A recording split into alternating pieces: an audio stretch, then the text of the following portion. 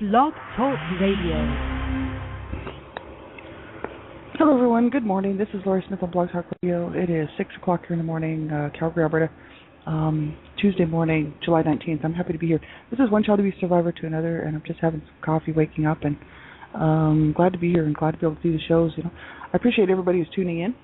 It's amazing. I have so many people tuning in. I'm just not sure who everybody is, but I thank you very much for listening to my shows and listening to what I have to say and being here for my healing journey. I really appreciate it. And, I'm not a counselor, I'm not a therapist or anything like that. I'm just a private citizen paying to do my shows. And I just wanted to be one more voice really speaking out publicly about this stuff and add my voice to the other survivors out here who are, speaking out and talking about, what happened to them as children. I just wanted to be sort of one more voice to raise awareness, and promote awareness regarding the issues surrounding child abuse. So thanks, everybody, for being here. I appreciate it. And we'll get right into this. You have to listen at your own discretion. To all of my shows. I put a discretionary warning on my show page. It's very important because I'm talking about abuse. It's a very sensitive subject, and a lot of people may not, just may not feel comfortable listening to the topics, right? Topics of abuse can trigger survivors. First of all, if you're just starting out on your healing journey, you want to be sure that you're okay to listen to this, because this type of material and information can trigger survivors, and it can, it cause people to feel uncomfortable. So you have to know what's good for you to listen to. And I talk about abuse of all types. I don't sugarcoat it. I just tell it like it is. So you have to know what's good for you to listen to. And if you feel like the topic or this show might bother you, or any of my shows, then please don't listen to them, right? You won't be offending me at all. You won't be hurting my feelings. You have to do what's best for you, right? Young people under the age of 18, I ask that you have permission to listen to my shows, because I believe in protecting children, obviously. Children should have the right to protection. You should know how to keep yourself safe online, and you should know how to keep yourself safe in a chat room. And I just believe, because there's a lot of adult content on my shows, people under the age of 18 have a parent or a caregiver, or hopefully you have somebody in your life who's older, who's an adult, who can help you make a decision whether you should be listening to my shows, right? So I appreciate it big time. So we'll get right into this. We're looking at Robert Berney's web pages, and Robert Berney, he's got a website, and it's called Joy to Me and You, www.joy2meu.com. And if you go to his site index, it shows you the different categories that he's talking about. He's got he's a codependence therapist. He's a grief counselor. Robert Berney. He's an author. He's written a book called Codependence: The Dance of Souls, and he's a spiritual teacher. So he's got a lot of information here about all kinds of different things. And I was really mainly interested in looking at and going through the inner child information that he has there. And he's got some other stuff there too that's just looks so good. But I don't know how long we'll just finish up this portion of it and then see about moving on. But we've been on this website for like 2 months now, so there's a lot of information here. And so we're looking at the grief work, right? It's part of the inner child healing work, which he's got listed here. And so that's what we're looking at. And we left off yesterday looking at grieving, like examples of the grieving process. So he says, Grieving, Examples of How the Process Works, by Robert Berney. So we read through, about a quarter of the way through the page there. And he says, what makes owning our feelings about traumatic events in the present so difficult is that we have unresolved grief from the past. Because society is emotionally dishonest, and we were trained to be emotionally dishonest, we are all carrying grief from our past. So he says that grief energy is trapped within us in a pressurized, explosive state that causes us to feel terrified of tapping into it. And that could be for anyone. People agree, not just people who are abused. You know what I mean? Like, everybody probably has grief that they need to work through. I know that everybody could be grieving anything at any given time. A loss of a death in the family, a tragic event, losing the home, or an illness, or in a family or something.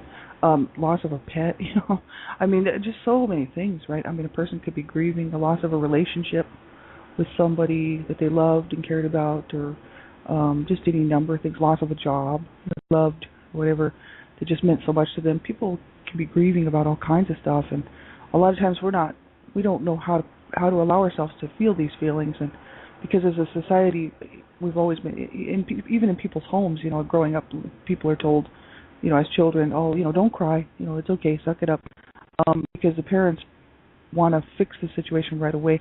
They don't want to they don't realize what they're doing is they're not allowing that child to feel what they need to feel. To let out the crying, to let out the sobs, and let out the feelings, and to get and to work through it.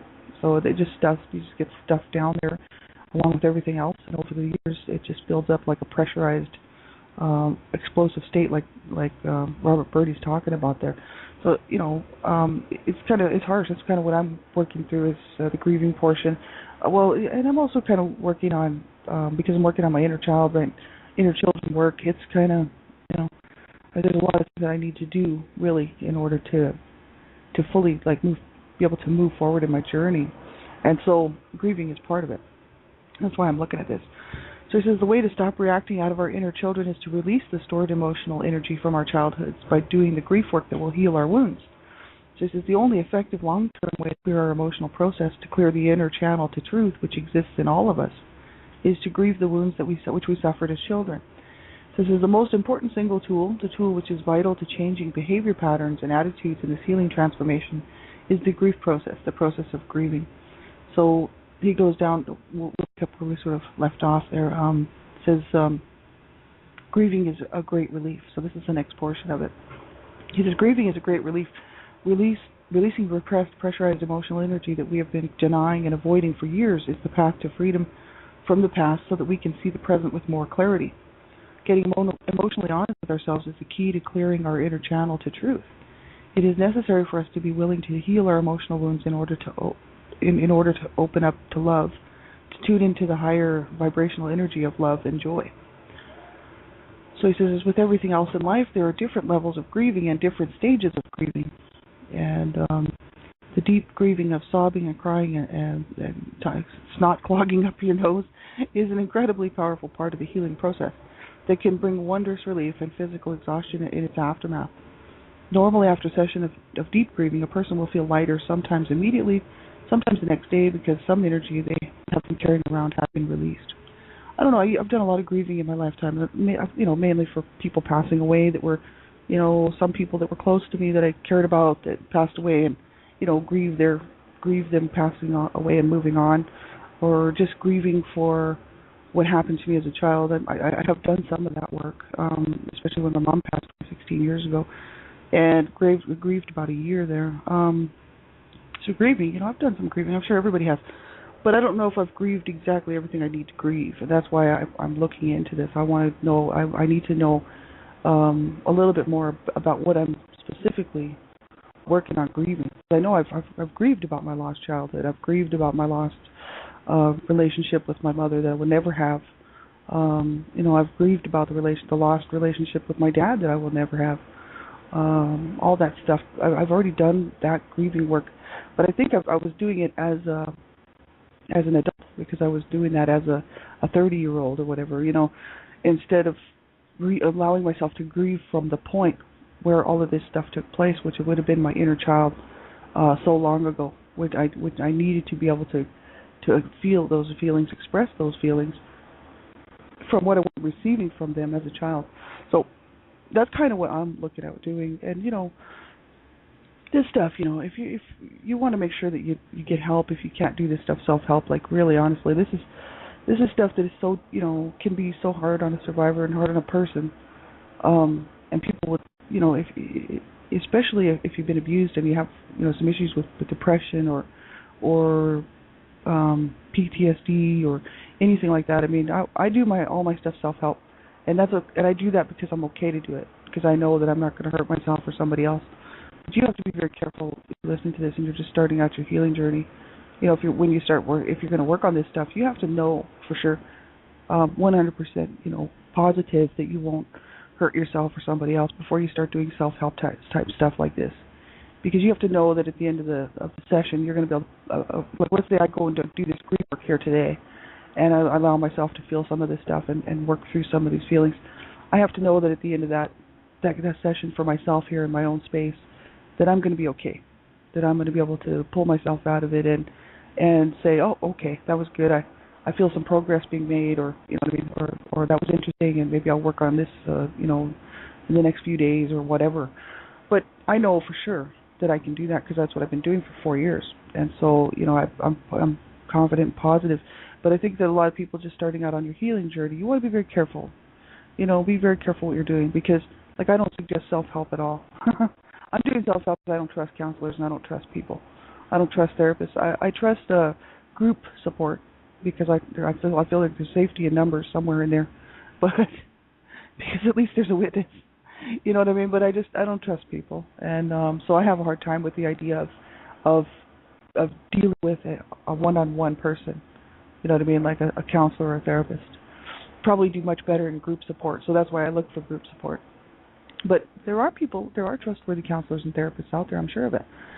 There's good people and there's bad people everywhere. It's like saying every single parent is bad just because I was abused as a child. I mean, I know that that's not true at all.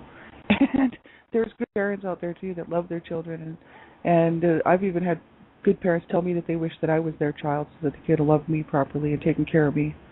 I know that there's really good people out there. So I mean, I know that by law, by the nature of the way the laws work, that there are good counselors and good therapists out there. I've talked to a few that I thought were pretty decent, and they seem to be caring and decent people, and so I know that they are out there. But I still have these issues with trust, and so I'm doing all my stuff self-help.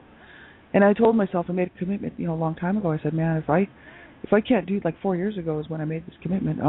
I said, if I can't do this self-help, I will go see a counselor or a therapist. I will go get professional help.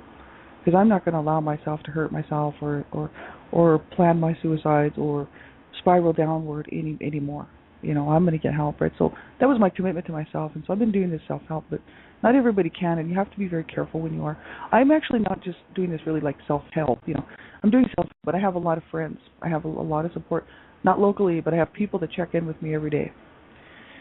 And they're not just people, they're good friends of mine. And these friends, like they care more about me than my own family does. They obviously, right?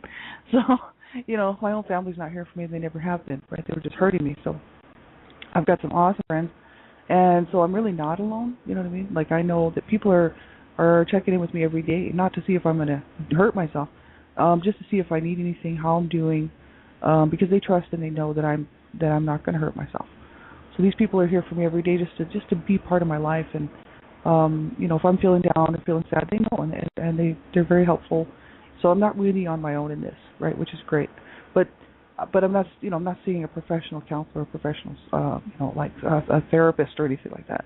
But I know people who are and who have made progress, and I know people who have seen therapists and counselors and made awesome progress, right? So I would not mention their names here on the air, but so I've heard, the good things about it too, right? So I would never suggest self-help. I'm just doing this, right? But what I really wanted to do was just to show people that, hey, we're not alone, and that there is help out there, and there is hope, and we have to be our own best advocate, like we have to be the person that's going to say, okay, I know I need to get help in this, I really do, because no one else is usually going to do that for us. Most people are too busy to notice we're suffering in the first place. And even if they did know, they don't really know how to help. You may find it frustrating to be around people like us, survivors, because they feel that they don't know what to do in the situation, so they don't realize that just being there is the help. Right? There's really nothing that somebody can do to take away my pain from my mother abusing me when I was a kid, right? There's no way anybody can really take away the pain of my brother sexually using me as a kid. I have to, but to have somebody in my life who's just going to just be there with me, just to be there for me, that's what you need. That's, nobody can fix this stuff for me but me, right? So, I just, it's good to have support and good to have a friend who will be there for you. Be very careful who you let into your life and who you let into your world, because there are people who have the potential to hurt people. So it's really easy to be re-victimized. You want to make sure that you have some good people in your life that really do care, you know what I mean? And they have to prove that they care and that they're not going to hurt you and that they're not the type that just takes advantage of people who are down and who are hurting. Because there are lots of people out there like that, right? Because I don't know, for some reason I don't know if it makes them feel better to hurt people, I don't know. But I just, I know that there's a whole lot of sick people out there, right? So you have to be very careful what you're doing. And as far as doing this grief work, I'm okay to do it on my own, but if you're not, make sure that you get some help with it, right? So he says, we'll just read down here. The explosive release of this deep grief, when done, is the healing framework that is when we accept and own it as opposed to shaming ourselves. So that is when we accept and own it as opposed to shaming ourselves and apologizing for it. It is a very powerful part of the healing process. So it is terrifying to our ego because it feels like a complete loss of control. Our ego programming is to stop it, to snuff it. That's like if we just see something, like let's say we see something or we hear about something and all of a sudden we're at work or something and we start to cry and we start to sob and then we feel like embarrassed or ashamed of ourselves because we're actually allowing ourselves to feel what we need to feel about something, that's horrible, right? Let's say, or sad or whatever. And so many times people will be like, I'm so sorry, I'm crying, I know people will apologize for crying and people will apologize for breaking down and allowing themselves to feel what they need to feel. These are natural responses, natural emotions, and they need to happen, right? So I don't tell people not to cry. I never say, oh, don't cry. I mean, I have said it before, but I mean, if somebody is in front of me crying, I would never say, oh, don't cry, right? I'm just like, oh, I just say it's okay, and I give them a hug, and I usually just say, go ahead and cry, because people need to let that stuff out, but as a society, we're so, let's not show any emotions, and if we're going to show emotions, let's not show any real emotions, right? Let's just keep those false emotions going. We won't show anybody about our real emotions, right? No, this is just it. We are programmed incorrectly, right? And it's not our fault. It's just the way that society is. So then he says, when our deep grief issues are triggered and we are at the point where our voice starts breaking, we automatically shut down. So we close our throat and stop breathing or go to very shallow breathing. So this is the point where it is so important to learn to breathe directly into the energy so that we can start releasing it. When we take deep breaths into the grief energy, it starts breaking up and little balls of energy are released. So that is what sobs are, little balls of energy. This is what he's saying. Robert Burney, he's very much he's a spiritual teacher. He's a grief counselor, and he's a codependent therapist. And so he's I don't know, you know what I mean, if sobs are little balls of energy, right? Just reading what he says here. But I can kind of picture what he's saying in terms of how I can understand it. And I mean, it does make sense to me in one way, because when you allow yourself, I know that I've done a lot of sobbing and crying in my lifetime, a lot, you know what I mean? And especially as an adult, because I was not allowed to cry as a child or show any emotions as a child. So as soon as I got away from my dysfunctional, abusive family at the age of 30, I let it all out. I just started crying, and I cried for about a year, and that's because my mother died. And I wasn't just crying because she passed away. I was crying because I knew that I was never going to get what I needed from her. And I knew it was like my inner child was just always hoping. My little person that I was so long ago was always just hoping that our relationship would grow, or would just happen. Because it just never did. It was just based on lies and abuse. You know what I mean? It was just garbage. And so I did. I grieved like a whole year. I grieved for many reasons. It wasn't just for my mother. I was grieving because I lost my baby that year. I grieved because I lost my boyfriend that year. And I grieved because I was grieving for my brothers. I was grieving for my sisters. I was grieving for my mother, grieving for this whole thing. And I grieved for like a whole year. And I would go to work. I'd be fine at work. Sometimes I'd break down a little bit at work, but I'd go home and I would just start all over again. Just grieve and cry and in misery, you know what I mean, on my own. I was actually living on my own at the time and didn't know anybody really in the city, so I was really on my own. And it was a horrible year. And the thing is as I was going through it, had a lot of flashbacks and a whole lot of memories. I was doing some of the grieving, from my childhood, some of the very first grieving, of allowing myself to feel what I needed to feel about what happened to me as a child. Now I need to go back and get a hold of specific points that I feel like I haven't really properly grieved, and that would be all the points where I'm stuck at with my inner children, where the trauma occurred, where the actual trauma occurred, and I wasn't allowed to feel what I needed to feel, and was in too much shock really for most of it, from the physical abuse and from the sexual abuse. I was just too much shock. I kind of basically had to split. I had to. It was a form of disassociation. I actually found an article that was really quite interesting about disassociation, which I will be looking at some point here. It's really interesting information if I can get a hold of it again here.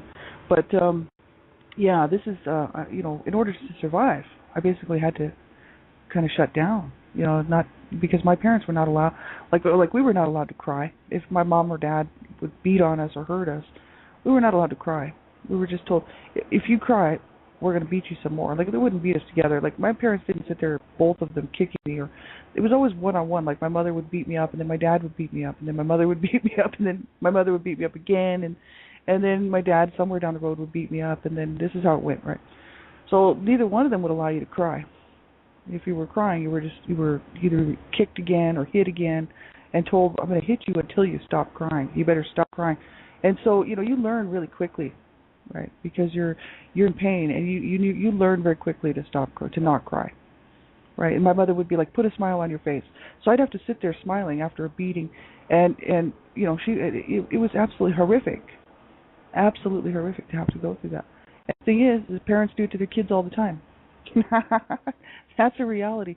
They may not be beating the shit out of them, but they will hit their kids, and they will tell their kids to smile. Put a smile on your face, mister. I don't want to see that. This is so psychologically damaging. I hope people who have children who are listening to this will never, ever, ever do that to your children. My mom used to beat me for the look I had on my face, which the look on my face was pretty much really bad because I was being abused since the day I was born. And so I didn't have a good outlook on my face. I didn't walk around like this little smiley, happy kid because I wasn't happy. And then when I was 8, I was sexually abused by my brother, raped and sodomized. And so, I did not have a good look on my face, right? When I came to the house, like nobody else did. Everybody was sitting around ugly and mean, and especially my mother. But she wanted to be able to abuse me, so she would say, as soon as I came in the room, she'd be like, you take that look off your face. It was just a real good way for her to go ahead and abuse me some more. Right? That's exactly what that was about. This way she could hurt me and she'd have a reason. See, in her mind, I had a look on my face, and this way it gave her a real good opportunity for her to hurt me. Didn't matter what look I had on my face, right? So this is the thing, right? This is very sick and twisted, and people do it to their kids all the time, actually. There may not be so much physical abuse involved like my mother, but the thing is this is what people do to their children all the time. I see it. I've seen it my whole life. I've seen parents do this to their children, and it's absolutely ridiculous, and it's so dysfunctional and so abusive. And the parents will sit back and say, "Well, what's wrong with that?" It's like, well, because you yourself are ill, mentally ill.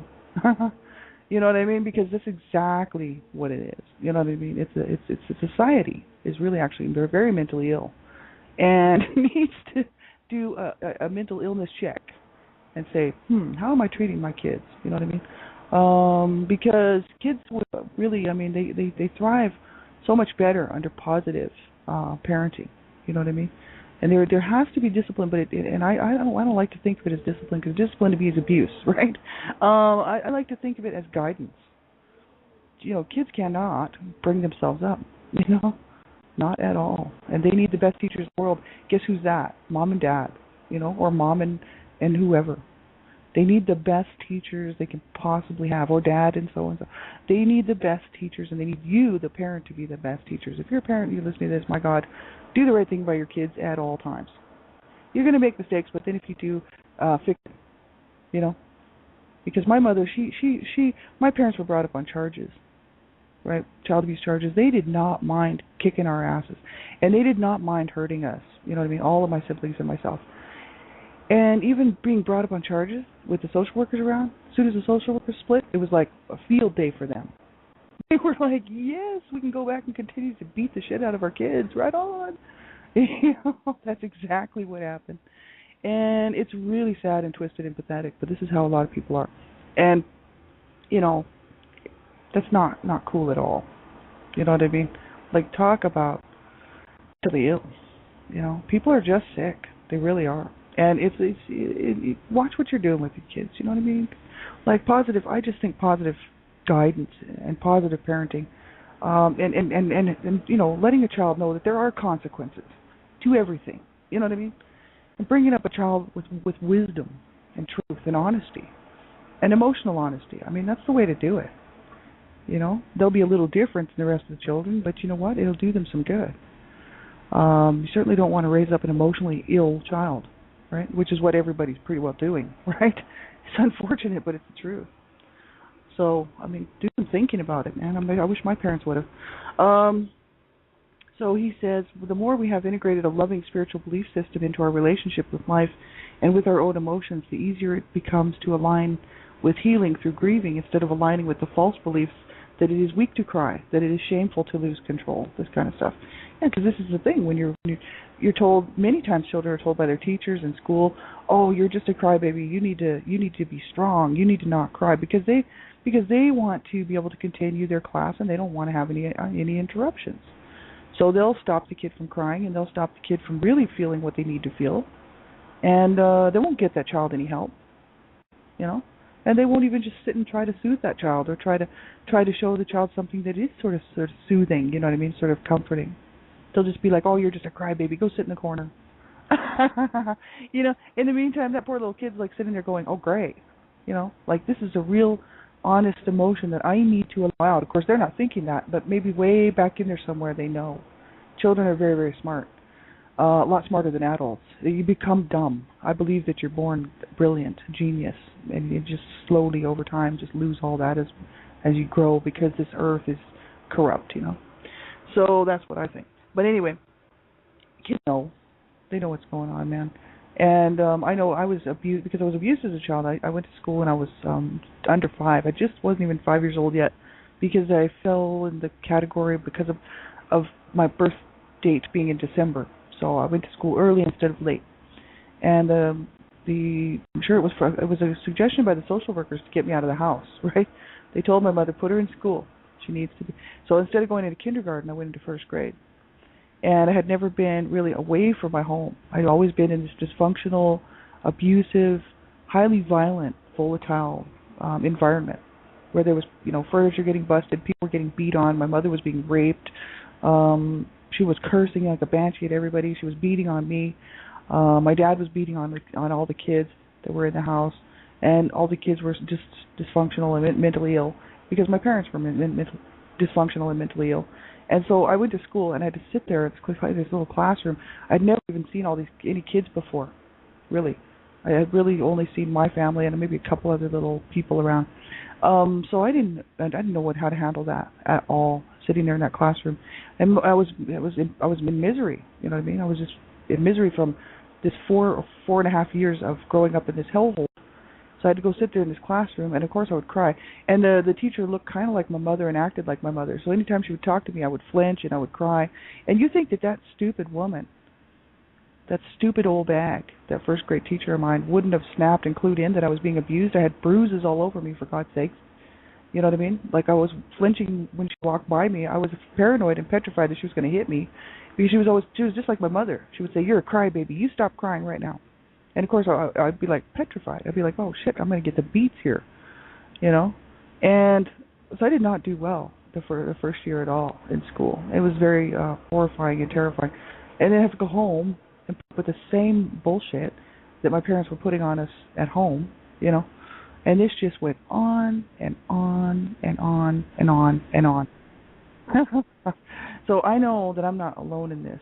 You know, I know so many survivors who have been through worse and so much worse.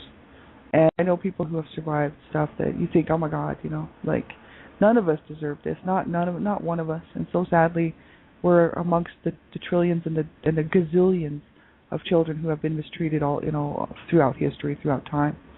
And you know, it breaks my heart. It really does.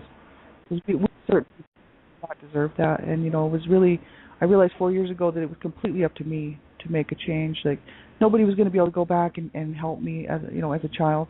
That damage is done, man. You know. But what I can do, that's what I figured. Hey, I can do something. I can change the way I feel about life. I don't have to kill myself. I don't have to hurt myself. I don't have to continue what my parents and my sibling were doing to me, which was to hurt me. I don't have to do that to myself. I can be good to myself. I can learn to love myself and self-nurture and soothe myself and be my own parent, you know, and be my own nurturing, loving, kind parent to myself. You know, and I actually started to do that, and I started to really work on that 4 years ago. And it's made a huge difference. It's made all the difference, because I'm the only one that can do it. You know, every therapist and counselor in the world and every kind of psychotherapy and all this stuff, but really ultimately it is going to be up to me to feel better, because they don't really know where I've been, right? So they can't really they can only do so much, right? It's going to be up to me. So that's why I realized that, and I started to learn to love myself and learn how to care about myself. And it's been 4 years, and I've come a long way. So I just hope everybody will hang in there. Don't ever give up, not ever. I'm telling you. If you need help, call the crisis line. Do whatever you have to do, But you make sure you stick around and call the crisis line. If you can't, because many times we can't reach people. People are busy, people are working, or they just don't want to talk to us. You pick up the phone, you call a crisis line if you can't cope. That's what you do. Because you can be anonymous, you don't even have to give your name. And so it's just good to have somebody to talk to, So make sure that you do reach out, you know what I mean? And if you're doing all this self-help and whatnot, whatever you do, just make sure that you allow yourself to get some help if you need it, right? So have a great day, everybody. I'll be back on tonight on Dreamcatchers Talk Radio and here on Blog Talk Radio. And then also tomorrow we'll pick up where we left off here, One Child Abuse Survivor to Another. So thanks for being here, everybody. Have a great day. We'll talk to you soon. Bye-bye.